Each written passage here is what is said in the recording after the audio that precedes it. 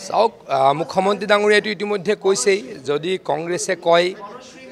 ভূপেন বৰা ডাঙৰীয়াই কয় বা ৰকিবুল হুছেইন ডাঙৰীয়াই যদি কয় গো মাংস তেখেতে নিষিদ্ধ কৰিব আৰু মই উল্টা এটা কথা ক'ব খুজিছোঁ ৰকিবুল হুছেইন ডাঙৰীয়াক আপুনি যিহেতু ক'লে গো মাংস খুৱাইছে মইতো কওঁ খুওৱা নাই যদি খুৱাইছে বেয়া কাম কৰিছে বেয়া বস্তু আপুনি কিয় খায়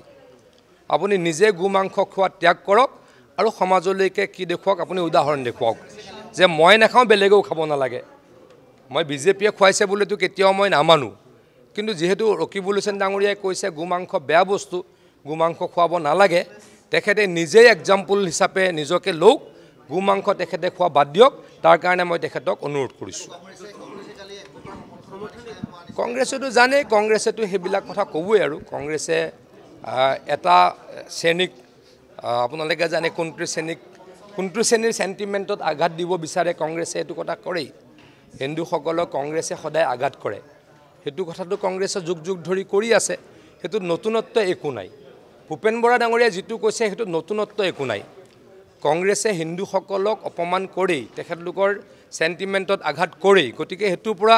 কিবা নতুন আশা কৰি লাভ নাই কিন্তু মই এইটোহে ক'ব খোজোঁ ৰকিবুল হুছেইন ডাঙৰীয়াই যিহেতু গো মাংস ভাল নহয় বুলি কৈছে বা ইনডাইৰেক্টলি ক'বলৈ যত্ন কৰিছে তেখেতে গো মাংস খোৱা বন্ধ কৰক এক্সাম্পল ইজ বেটাৰ দেন প্ৰিচেপ্ট এই কামটো তেখেতক অনুৰোধ কৰিবলৈ মই আহ্বান জনাওঁ তেখেতক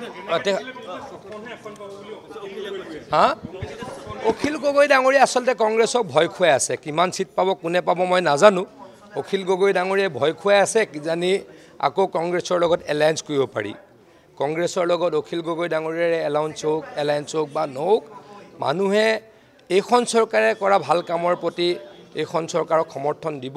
আৰু পৰৱৰ্তী সময়ত আমি জিকিবলৈকে সক্ষম হ'ম হোটেল লিলিত কিয় বহে মই সেইটোৱে নাজানো লিলিত অলপ এখন হোটেলতে কিয় বহে হয় মালিকৰ লগত তেওঁলোকৰ কিবা সম্পৰ্ক আছে নহয় হোটেলখনত খোৱা বোৱা ফ্ৰী দিয়ে আমি কি কৰোঁ কেতিয়াবা লিলিত বহিম কেতিয়াবা নৱ হোটেলত বহিম কেতিয়াবা বেলেগ এখন হোটেলত বহিম আমি তেনেকৈহে কৰিম এখন হোটেলতে বহাৰ এই ৰহস্যটো কি মই সেইটোহে উলিয়াবলৈ যত্ন কৰি আছোঁ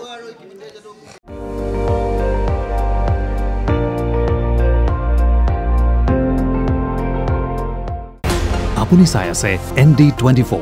সৰ্বশ্ৰেষ্ঠ নহয় সৰ্বোত্তমৰ দৌৰ